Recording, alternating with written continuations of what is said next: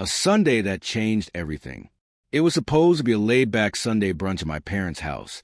Just another familiar gathering filled with mismatched dishes, tepid coffee, and predictable chatter about weather and work.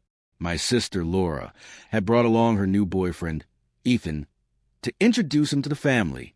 He had that effortless charm, tall, easygoing, and one of those people who could make even the dullest topic sound fascinating. I'd been married to James for 8 years. We weren't the glossy couple you'd find in a furniture ad, but we had built a strong, steady life together. Or so I believed. The day started shifting when Mom asked Ethan about his career.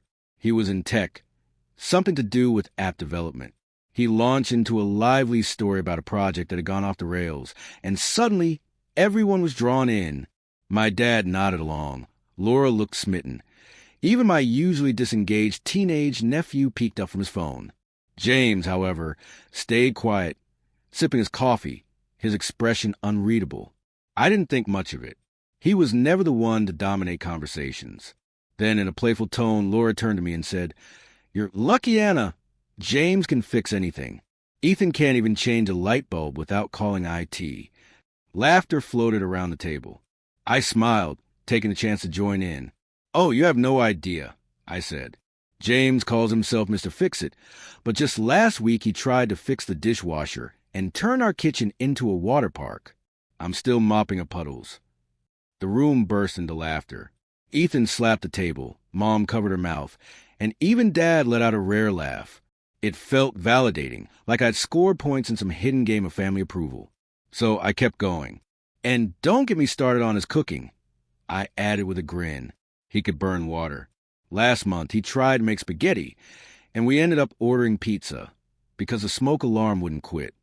The laughter grew louder. James shifted in his chair, but I didn't notice the tension building in his jaw. I was too caught up in the moment. And his driving, I continued. He uses a GPS, but insists he knows better shortcuts. We once wound up in a cornfield because he refused to follow the directions. By now, the entire table was howling. Laura wiped tears from her eyes. "You're a legend, James," Ethan joked. I looked over, expecting a smirk or maybe a sarcastic comeback. Something, but James set down his coffee cup slowly, deliberately. "Funny, huh?" he said, his voice quiet but cutting through the noise like glass. The laughter died instantly. "You know what's really funny?" he continued, "spending years trying to make this family happy, only to realize I'm the joke." It was like someone had hit the mute button on life. The air went heavy. I tried to laugh it off. "Oh, come on, James. It's just a bit of fun. Don't be so serious." He stood up. His chair scraped the floor in a sharp, uncomfortable sound. "Not to me, Anna. Not anymore." And then he walked out. No yelling. No slam doors. Just silence. Everyone sat frozen. Mom stared at her plate. Laura fidgeted with her napkin.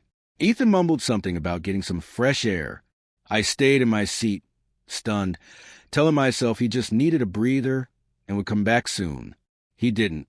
Hours later, I got a text. "Staying at Mike's for a while.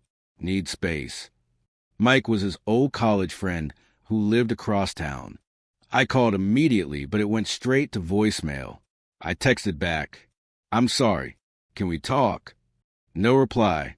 That night, I sat in our too-quiet house, thinking back over everything. I'd always teased James about his habits, his little mishaps, thinking it was harmless, endearing even. But clearly, somewhere along the way, the joke stopped being funny for him. I found an old photo from early in our marriage. Camping, both of us smiling by the fire. No audience, no punchlines. Just us. Back when I saw him as my partner, not a prop for family laughs. The next day, Laura called. "What happened?" she asked. Ethan said James looked like he'd been hit by a truck. I tried to brush it off. He's overreacting. But her concern stuck with me.